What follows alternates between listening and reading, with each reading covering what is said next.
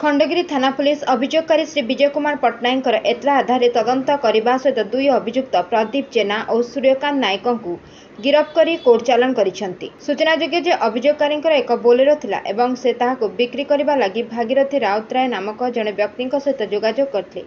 भागीरथी उक्त गाड़ी को ट्रायल करने उद्देश्य गत 26/5/2024 तारिख में 2 दिन नहीं एवं पात्रपड़ा ठारे थिबा निज घर सम्मुखें पार्किंग करथिले।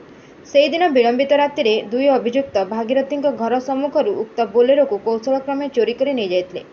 अभियोगकारी अभियोग आधार में पुलिस ए मामलार तदंत करने सह विशेष सूत्रु खबर पाई दुई अभियुक्त पात्रपड़ा निकटर काबू कर सक्षम होता बेले उभय हेफाजत चोरा बोलेरो को जबत करते।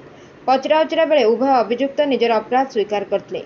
दुई अभियुक्त मध्य अभियुक्त प्रदीप जेना और पदिया नाम पूर्वर विभिन्न थाना मोट 6 गोटी आपराधिक मामला रही बेले अभियुक्त सूर्यकांत नायक और गालुआ नाम गोटे मामला जनापड़ी। वर्तमान ए मामलार अधिक तदंत चालू रही। Bureau report 51 news agency.